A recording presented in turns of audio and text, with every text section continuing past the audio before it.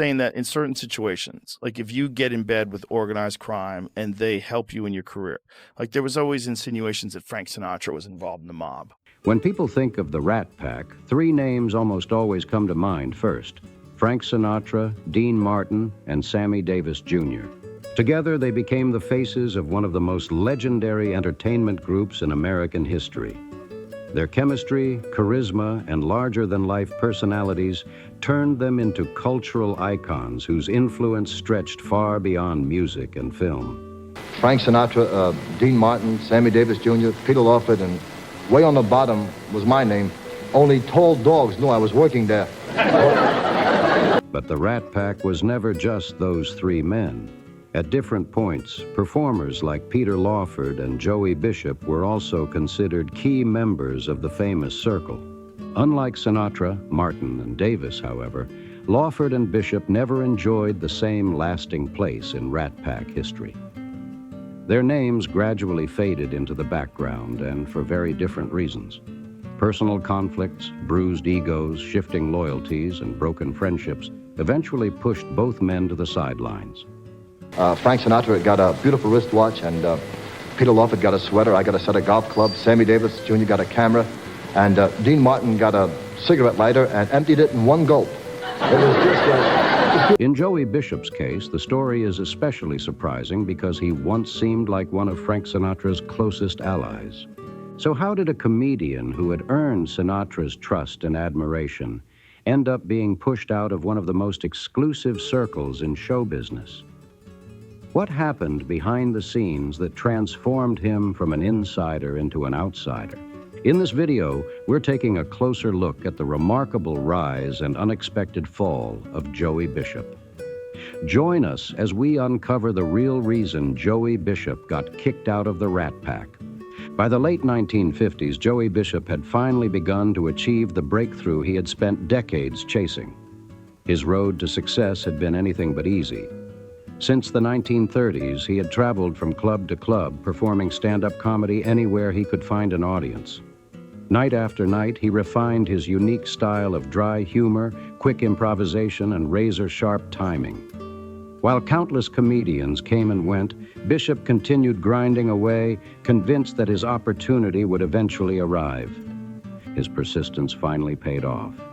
As his reputation grew, influential people throughout the entertainment industry began taking notice. Among them was none other than Frank Sinatra, already one of the biggest stars in America. Sinatra immediately appreciated Bishop's effortless delivery and witty stage presence. More importantly, he believed Joey knew exactly how to warm up an audience without overshadowing the main event. Impressed by what he saw, Sinatra offered Bishop the chance of a lifetime by inviting him to become his opening act. For an up-and-coming comedian, opportunities simply didn't get much bigger than this. Bishop accepted without hesitation, and the partnership proved to be an immediate success. Audiences loved the combination of Joey's relaxed comedy, followed by Sinatra's unforgettable musical performances. talk, that Dean drinks a lot. That's not true. That's just publicity. Dean, as a matter of fact, is on a wonderful health kick. He takes very good care of himself. Night after night, the two men entertained packed theaters, and during those tours, they developed a genuine friendship built on mutual respect and countless hours spent traveling together. The timing could not have been better. While Joey's career was beginning to accelerate, Sinatra was quietly putting together an ambitious idea that would forever change the entertainment world. He envisioned assembling a group of close friends who could perform together on stage, socialize together off stage, and create an atmosphere unlike anything audiences had ever experienced. That group would soon become known around the world as the Rat Pack. When Sinatra began selecting the people he wanted beside him, Joey Bishop's name was already near the top of the list. The formation of the Rat Pack. Although Frank Sinatra became the public face of the Rat Pack, the group's creation wasn't entirely his idea. One of the key figures behind the scenes was Al Freeman, the publicity director for the legendary Sands Casino in Las Vegas. During the late 1950s, Freeman had a bold objective. He wanted to transform Las Vegas from a city known mainly for gambling into America's premier destination for nightlife, celebrity entertainment, and non-stop excitement. At the time, Las Vegas looked very different than it does today. Good evening. We, the unwilling, led by the unknowing, are doing the impossible for the ungrateful. The city certainly had casinos, elegant hotels, and respected performers, but it hadn't yet developed the glamorous image that would later define it. Established stars such as Jimmy Durante and Sid Charisse regularly appeared on stage, but although both remained highly respected entertainers, they were no longer attracting the younger audiences casino owners desperately wanted. Frank Sinatra happened to be facing a similar challenge. Although he remained enormously successful, he had entered his 40s and understood how quickly Hollywood and the music business embraced younger talent. Rather than wait for his popularity to fade, Sinatra wanted to reinvent himself and stay ahead of changing trends. Together, Freeman and Sinatra came up with an ambitious solution. Instead of promoting individual performers, they would market an entire group of charismatic entertainers whose friendship, humor, and unpredictable performances would become the attraction itself. Sinatra's first call naturally went to his close friend, Dean Martin, with whom he had recently appeared in the film Some Came Running. Dean's effortless charm and laid-back personality made him a perfect fit. Next came Sammy Davis Jr., whose extraordinary talents as a singer, dancer, comedian, and impressionist completed what quickly became the group's core trio. We had done so much for so long with so little. We are now qualified to do anything with nothing. Sinatra then insisted that Joey Bishop should also be included. By that point, Bishop had already earned the nickname Sinatra's Comic throughout the entertainment industry because of his successful appearances opening Sinatra's concerts. His quick wit perfectly balanced the musical performances, making him a valuable addition both on stage and behind the scenes. Finally, actor and writer Peter Lawford joined the lineup. Lawford brought valuable Hollywood connections, including his famous ties to the Kennedy family, while also contributing creatively to projects like Ocean's 11, the film that would become closely associated with the Rat Pack's growing legend, The Summit. With the group assembled, Sinatra developed an ambitious plan that would benefit everyone involved. Instead of simply performing individual shows, the 5 entertainers would appear together in Las Vegas, creating an experience unlike anything audiences had ever seen. Their performances would blur the lines between scripted entertainment and genuine friendship, making fans feel as though they were witnessing an exclusive gathering of Hollywood's biggest stars. Combined with the glamour of the Sands Casino, the excitement of legalized gambling, and the growing reputation of Las Vegas as an adult playground, Sinatra believed they could transform both the city and their own careers at the same time. Las Vegas seemed like the perfect place to launch Sinatra's ambitious vision. Saying that in certain situations, like if you get in bed with organized crime and they help you in your career, like there was always insinuations that Frank Sinatra was involved in the mob. It was close enough to Hollywood for celebrities to visit on a whim, yet far enough away to feel like an exciting escape. The city already had casinos, luxury hotels, and glamorous nightlife. All it needed was an attraction so irresistible that people would travel from every corner of the country just to experience it. That attraction would become the Summit. At almost the same time, production was beginning on the film Ocean's 11, which was being shot largely in Las Vegas. Sinatra immediately recognized a brilliant opportunity. Instead of separating the movie and the live performances, why not combine them? The plan was as exhausting as it was ingenious. During the day, Sinatra, Dean Martin, Sammy Davis Jr., Peter Lawford, and Joey Bishop would spend long hours filming scenes for Ocean's 11. Then, after leaving the movie set, they would head directly to the Sands Hotel, change clothes, step onto the stage, and perform live for packed audiences every single night. Throughout February 1960, they performed 2 shows every evening, with the performances collectively advertised as The Summit. Almost overnight, it became the hottest ticket in America. The response exceeded everyone's expectations. Although the Sands Hotel contained roughly 2,800 rooms, demand exploded far beyond its capacity. More than 35,000 ticket requests poured in almost immediately, creating a level of excitement that Las Vegas had never experienced before. Visitors flew in from across the United States simply to witness the phenomenon. Hollywood stars made the short trip from Los Angeles after finishing work on movie sets, eager to see what everyone was talking about. Suddenly, attending a Rat Pack performance became a status symbol. Every night felt unpredictable because no one knew what might happen next.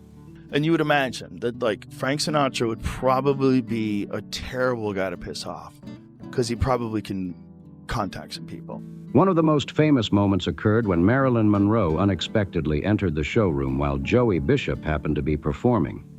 Without missing a beat, Bishop looked toward the entrance and joked, "I told you to sit in the truck." The room erupted. Marilyn herself burst into laughter along with the audience, and the spontaneous exchange instantly became one of the stories people repeated for years afterward. Moments like that couldn't be scripted. They created the feeling that every performance was unique, encouraging audiences to return again and again. It was during this extraordinary period that the legend of the Rat Pack truly began. Ironically, the performers themselves never chose the name. By then, newspapers across America had already started referring to Sinatra and his friends as the Rat Pack, even though Frank Sinatra reportedly hated the nickname. According to the most widely accepted story, the phrase originated years earlier when actress Lauren Bacall saw her husband, Humphrey Bogart, socializing with the group after a trip to Las Vegas. Looking at the exhausted, disheveled men, Bacall reportedly remarked that they looked like a pack of rats. It certainly wasn't intended as a compliment. Yet, like so many accidental nicknames throughout history, it refused to disappear. Before long, journalists embraced it, fans repeated it, and eventually it became one of the most recognizable names in entertainment history. The carefully crafted image of the Rat Pack. Well, I wasn't away. I was know you were. in the That's why steam room. They called me, Frank gave me a bathroom called the Rhino. What audiences saw on stage each night appeared completely spontaneous. The performers looked like five close friends enjoying an unforgettable night out together. They interrupted each other, cracked jokes without warning, flirted with women in the audience, teased fellow performers, and casually wandered around the stage with glasses that appeared to be filled with whiskey or bourbon. The entire performance felt wonderfully chaotic. That illusion, however, was carefully designed. Working alongside Sands publicist Al Freeman, the group intentionally created the image of sophisticated rebels who lived by their own rules. The message was simple. If you came to Las Vegas, you weren't just watching a concert. You were being invited to the greatest party in America. It was brilliant marketing. Although Frank Sinatra certainly enjoyed drinking in his personal life, the famous stories about the group being heavily intoxicated during every performance were largely exaggerated. Behind the scenes, professionalism mattered far more than the audience realized. Years later, Dean Martin's daughter, Deanna Martin, revealed one of the Rat Pack's best-kept secrets. While audiences believed her father was casually sipping whiskey throughout the performances, he was often drinking nothing stronger than apple juice. The glass looked convincing from the audience, allowing Dean to maintain his cool, carefree image without affecting his ability to perform. Researchers Richard Lertzman and Lon Davis, in their book Deconstructing the Rat Pack, Joey, the Mob, and the Summit, argued that much of the Rat Pack's legendary reputation was carefully manufactured. According to their research, the public came to believe the performers simply stumbled onto the stage, improvised every joke, drank themselves silly each night, and somehow wandered onto the Ocean's 11 movie set early the following morning. The reality was much less reckless. These were experienced professionals running an enormously successful business. Performing 2 shows every night while simultaneously filming a major Hollywood movie required discipline, planning, and remarkable stamina. There simply wasn't room for the non-stop excess that later became part of the Rat Pack mythology. Even Joey Bishop openly admitted that much of the image had been exaggerated. He later remarked that he almost never saw the others genuinely drunk during performances. Likewise, he dismissed many of the stories about the group constantly chasing women after every show, explaining that the outrageous reputation made for great publicity, but didn't accurately reflect what was really happening behind the curtain. Ironically, despite the reputation they cultivated, the members of the Rat Pack were rarely the ones pursuing attention. By the early 1960s, they had become some of the most recognizable entertainers in America. Wherever they appeared, crowds gathered, cameras flashed, and admirers lined up hoping for even the briefest interaction. If anything, the group spent more time politely turning down advances than chasing after women themselves. Professionally, everything seemed to be falling perfectly into place. The Rat Pack's popularity continued to soar. Their Las Vegas performances remained sold out, and Hollywood studios eagerly cast them in major productions. Every member of the group benefited from the growing phenomenon, but few saw their careers accelerate as dramatically as Joey Bishop's. Thanks to his association with Sinatra and the Rat Pack, Bishop's profile exploded. No longer known simply as a successful nightclub comedian, he became a nationally recognized television personality. He landed his own TV show, made frequent appearances on major programs, and even earned the prestigious opportunity to serve as a guest host on The Tonight Show, one of the most coveted jobs in television. For a stand-up comic who had struggled for decades, it seemed like the realization of every professional dream. Unfortunately, success can sometimes create problems of its own. As Bishop's career reached new heights, many believe his confidence gradually turned into arrogance. The easygoing comedian who had once been grateful for Sinatra's support began acting more like an equal, or in some situations, someone who expected special treatment. That change would prove disastrous. The turning point came when Frank Sinatra was scheduled to headline a series of performances at the Cal Neva Lodge, the luxurious Lake Tahoe resort in which Sinatra himself held an ownership stake. Because he helped control the entertainment lineup, Sinatra could personally decide who appeared on stage. When an unexpected scheduling conflict prevented him from honoring the engagement, Sinatra turned to someone he trusted. He asked Joey Bishop to take his place. For most performers, the offer would have been an extraordinary opportunity.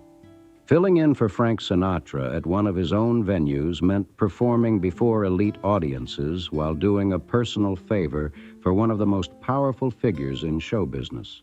But instead of immediately accepting, Bishop reportedly responded with a list of demands.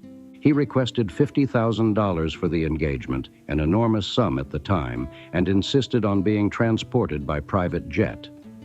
Whether the demands were meant seriously or were part of a negotiation, Sinatra did not appreciate them. Known throughout Hollywood for his explosive temper and fierce loyalty, Sinatra viewed the response as disrespectful.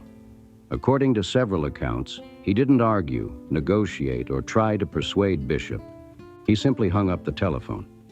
That brief conversation marked the beginning of the end. Bishop not only lost the Cal Neva engagement, but he also found himself effectively frozen out of Sinatra's inner circle. The friendship that had helped launch his career deteriorated almost instantly, and the consequences spread quickly through future Rat Pack projects. One of the clearest signs came during the production of Robin and the Seven Hoods. A role that had reportedly been intended for Joey Bishop was quietly reassigned to another performer after the falling out. Not long afterward, during a high-profile Rat Pack charity event, Johnny Carson was chosen to host instead of Bishop. The break with Sinatra proved to be far more damaging than Joey Bishop could have imagined. In Hollywood, during the early 1960s, talent alone wasn't always enough to guarantee success. Relationships mattered just as much, and few relationships carried more weight than one with Frank Sinatra. He wasn't simply a singer or actor. He was one of the most influential figures in the entertainment industry. Producers listened to him. Casino owners valued his opinion, and performers understood that being in Sinatra's good graces could open doors that otherwise remained firmly shut. Once Bishop found himself on the outside, those doors began closing one after another. Although he continued working steadily, the excitement surrounding his career slowly faded. He was no longer appearing alongside Sinatra, Dean Martin, and Sammy Davis Jr. in the high-profile performances that had made the Rat Pack a cultural phenomenon. Without that constant exposure, his public profile gradually declined while the remaining members of the group continued strengthening their legendary status. Ironically, Bishop had never been the loudest or flashiest member of the Rat Pack. Unlike Sinatra's commanding presence, Dean Martin's effortless cool, or Sammy Davis Jr.'s astonishing versatility, Joey's greatest strength had always been his quick wit and ability to keep everyone laughing. Behind the scenes, he often served as the group's comic relief, stepping in whenever tension threatened to spoil the mood. Many people who worked with the Rat Pack later described Bishop as one of the sharpest comedians in the room. His timing was impeccable, and his dry, understated delivery perfectly complemented the larger personalities surrounding him. In many ways, he acted as the glue that connected conversations, keeping audiences entertained even when the singers paused between numbers. That made his sudden disappearance all the more noticeable. Fans rarely received an official explanation for why Bishop was no longer appearing with the group. There were no dramatic press conferences or public arguments splashed across newspaper headlines.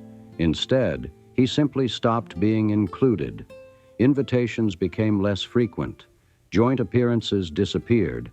And before long, many younger fans assumed the Rat Pack had always consisted primarily of Sinatra, Dean Martin, and Sammy Davis Jr.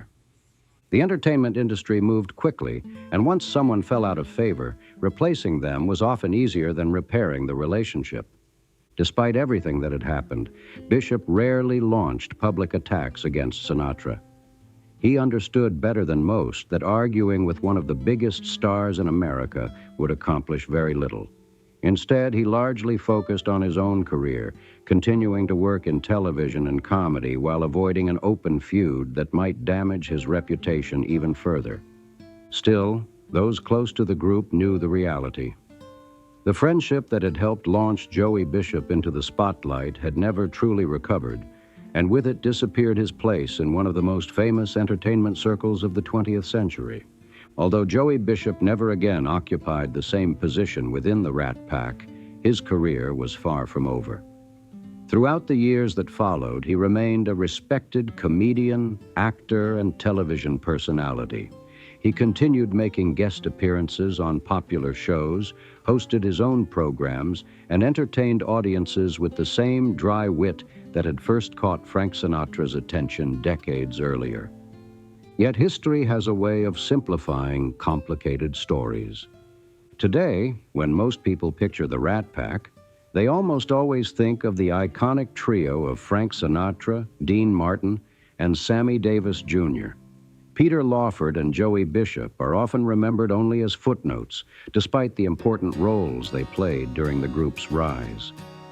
In reality, the Rat Pack would not have looked quite the same without Bishop's sharp humor and ability to keep audiences laughing between the musical performances. His story also serves as a reminder of just how fragile success can be in Hollywood. One conversation, one disagreement, one damaged relationship. Sometimes that was all it took to change the course of an entire career. Whether every detail of the famous Cal Neva incident unfolded exactly as later accounts described is still debated by historians and biographers. Hollywood legends often grow larger with each retelling, blending fact with rumor over time. But one thing is beyond dispute. Joey Bishop's relationship with Frank Sinatra changed dramatically, and after that, his place within the Rat Pack was never the same again. The irony is hard to ignore. It was Frank Sinatra who recognized Bishop's talent, gave him one of the biggest opportunities of his career, and helped introduce him to audiences across America. That friendship opened doors Joey had spent decades trying to unlock. Yet it was the collapse of that same friendship that ultimately closed many of those doors just as quickly. Despite everything, Joey Bishop remained proud of what he had accomplished. He had risen from struggling nightclub comic to one of the country's most recognizable entertainers, starred alongside some of Hollywood's biggest legends, and helped create a cultural phenomenon that continues to fascinate audiences more than half a century later. The Rat Pack itself became much more than a group of performers. It represented an era when Las Vegas transformed into the entertainment capital of America, when Hollywood's biggest stars mixed effortlessly with musicians, comedians, politicians, and athletes, and when live performances felt unpredictable enough that audiences believed absolutely anything could happen once the curtain went up. Joey Bishop was there for the beginning of that incredible journey, even if he wasn't there for all of it. So what do you think? Did Joey Bishop's reported demands at the Cal Neva Lodge justify Frank Sinatra cutting him out of the Rat Pack? Or do you think Sinatra overreacted and let his famous temper destroy a valuable friendship? We'd love to hear your thoughts, so let us know in the comments below. If you enjoyed this story and want to see more fascinating behind-the-scenes secrets from Hollywood's greatest stars, don't forget to like this video, subscribe to the channel, and turn on notifications so you never miss our latest uploads. Thanks for watching, and we'll see you in the next video.